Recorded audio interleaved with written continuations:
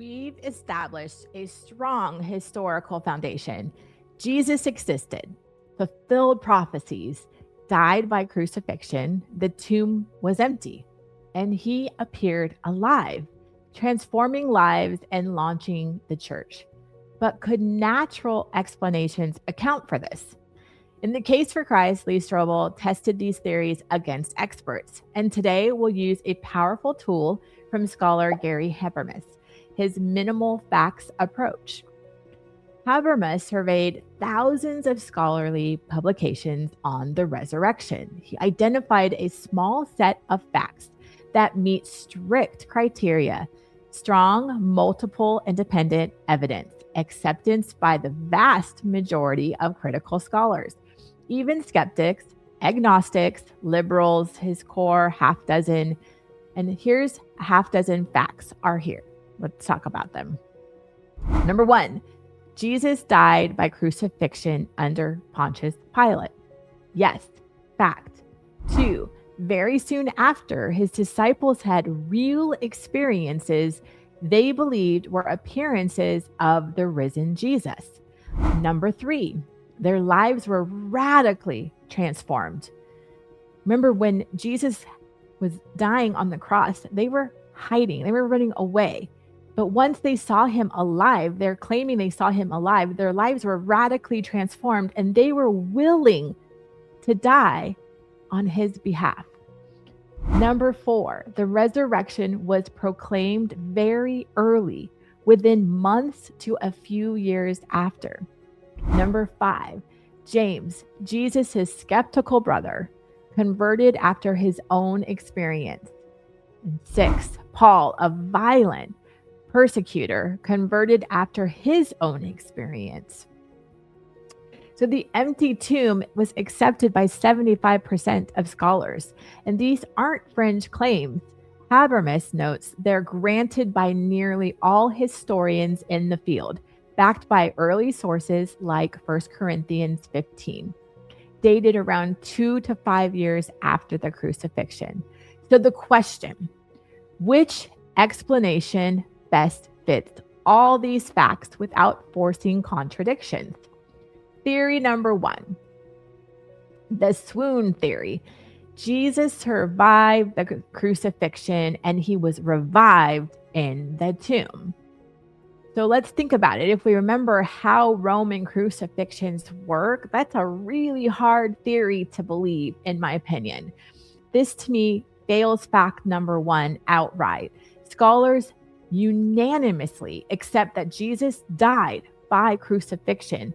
Roman expertise, spear wound, no survival possible per medical analysis in Strobel's interview with Dr. Metherall. So no revival equals no appearance, no transformation, dismissed by virtually all historians. Theory number 2, hallucination or the vision theory. So this theory thinks that the disciples were grieving and hallucinated seeing Jesus alive.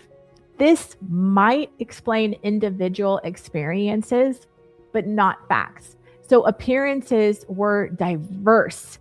Individuals, groups, skeptics like James, enemies like Paul. Hallucinations are private and short, not extended conversations, meals, touch over 40 days. Doesn't explain the empty tomb, if included, or early proclamation. Doesn't account for radical life changes and martyrdom. People don't die for known hallucinations, right? Like if you're hallucinating and it's just a dream, I don't know if people would actually be willing to die. Habermas and Strobel note psychological rule out of shared group hallucination fitting this data, assumes empty tomb but collapses under scrutiny. Disciples were fearful. They were cowards post-crucifixion. After Jesus died, they were terrified. They were scared. They were unlikely masterminds. They were just running in fear of thinking that they were next. They gained nothing worldly. And then when they are saying that they saw him, they are faced persecution and death and no recantation under torture. Doesn't explain James or Paul's conversion. They weren't even disciples yet at that time. So early proclamation leaves no time for legend building. So this risk now of the disciples, and they're just willing to die. They're willing to give their life up for what they saw. They believe and they saw Jesus in the flesh, and Jesus walked for like 40 days. So many people saw him.